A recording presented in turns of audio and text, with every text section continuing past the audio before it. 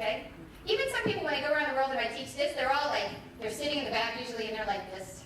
Like, I'm observing. No, I'm going to judge whether this even makes any sense at all. But what's happening is they're missing. Then I give them a little quiz and I say, oh, what did you learn? Or what did you hear? And they have heard so little compared to everybody else. Even though somebody who heard a lot, you don't have to agree.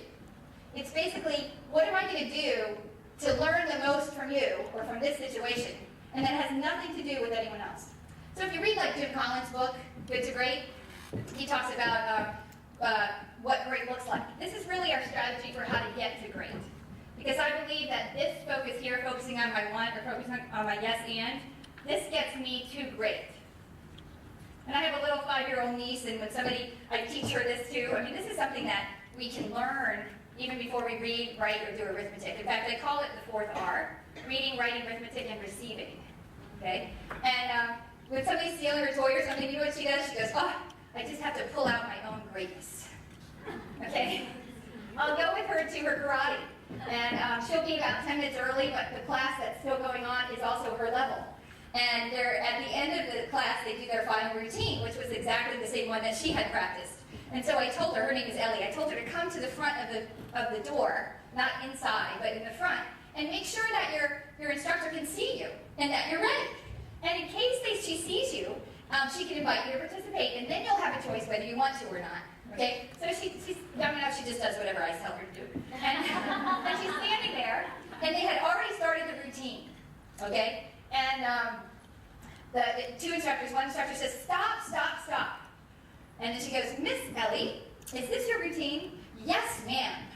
Would you like to join? Yes, ma'am. And she prances over, okay? And she gets in perfect formation and does a beautiful routine. And so the next day, I debrief her. Okay? And I say, do you know what we did? And she goes, well, I kind of did what you told me to do. And I said, well, yeah, but you were standing there, and you were ready. You wanted to be seen, right? Just in case you got an invitation, you'd be ready to take it. Here, we're ready. On this side, I'm ready. In case you're going to throw me that ball, I am ready. And then she says, I know what you're saying, Aunt Jeannie. Don't be invisible. And so that becomes kind of a summary. Don't be invisible. Be ready and don't be invisible. And it doesn't mean that that thief was going to give me my purse.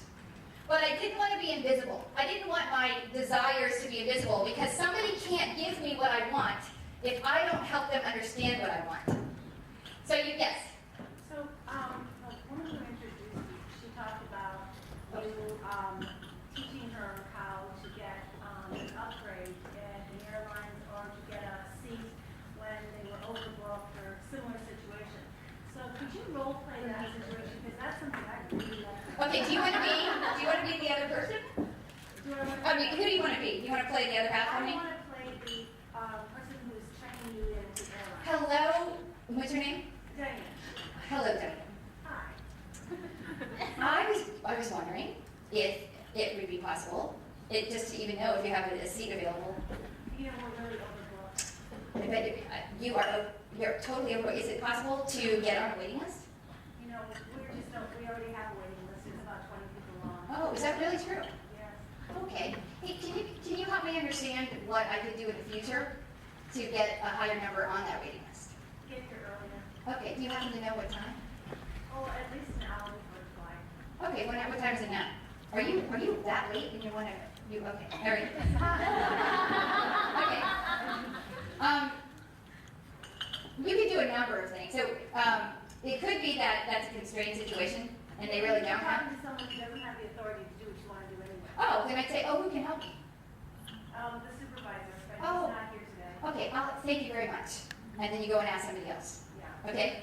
That's what you do. Right. Okay? You can't talk to somebody to make a decision for you. So what I learned was you're not a decision maker. Right. Okay? And I can get there quickly by my question. So here's what I'm doing this is kind of a good example because I am interacting with you and you don't even have the goods to give me. So in my interaction, I'm going to learn that fast because I might have 29 more minutes, man. Okay? To ask someone else. I have stopped a plane before. Okay? I'll tell you this funny story that you asked. I had some clips and stuff, we might not have time. I'm teaching a class this Friday at Santa Clara, if you guys want to come. What time? It's at 5:30 to 8:30. What day? Friday. All right. If you want to come. You have It's to 3 register. hours, You right? have to register? I don't know. Let me talk to you. You know who's Adeline. She's the TA for the class. And, yeah, let's talk to her after. How about that? Yes. Okay? I was going to say, oh, so I missed United. Oh, I was going to talk about United and Lufthansa. Okay, so Polly was up here, and she was talking about service, right? And I was going to ask her if there had been room at the end for a question, and I might get to ask her. She talks about service, but the what kind of service, okay? I wanted to know how they deliver that particular service as a strategic advantage, okay? So I can compare United Airlines to Lufthansa. Are you familiar with these two airlines? Yes. Have you flown them internationally? Yes. So which do you prefer? How many people prefer United? And how many people prefer Lufthansa? Okay. Oh my, they even housed me overnight in Frankfurt last month, even though I didn't fly. Okay? So here's the thing. What I observe with them is there are very many good United people, and we can have very nice interactions. On average, I fly so much that I notice there's a difference very often. And United, very often I get off and I say, I don't want to fly them anymore. And what I notice in my behaviors is that I go out of my way to get on the Lufthansa flight if there's a choice. They usually have 2 flights out of San Francisco to Frankfurt. They leave about a half an hour apart. And I am now very careful to understand which airline is operating the airplane, because they have co-chairs, right? And it's just amazing. And you might not get what you want, but I feel enlightened and I feel inspired after I talk with a Lufthansa person.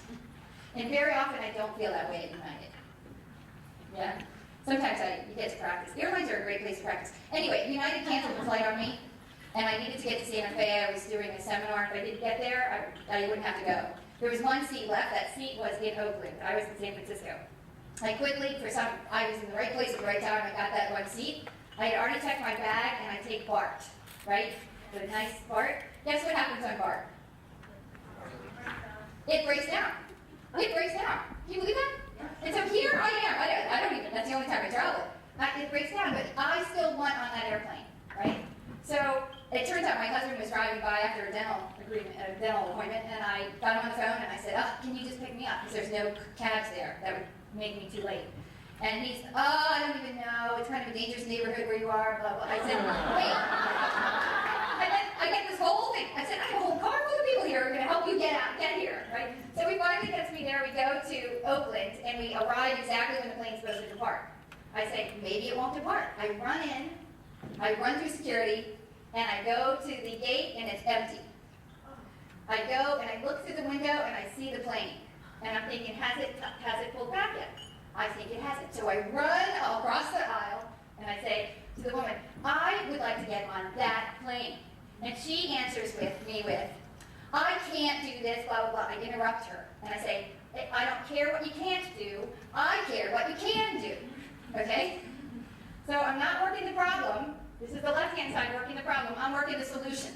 Okay? And she goes, oh, talk to that lady over there. That gave her enough time to call that lady in advance. She's on the phone, and I'm running down the aisle to talk to the only other remaining person in the area. And I'm thinking, oh no, she's on the phone. I'm going to have to wait. Seconds are precious. And I realized then that she's talking to this other lady. This other lady had already bought into my want and had said, I know what I can do. I can call that lady and have her get her on the plane. So she was already talking to this lady. So I'm running. She drops the phone, runs with me. She goes, come with me. She has one of these keys, and she opens it. And I go, don't you want to see my ticket? Don't you? She goes, no, I want you on that plane. And so I got on the plane. I went into Santa Fe. Turns out I left my only identification at the checkpoint. So now I'm renting a car without a license plate. Okay?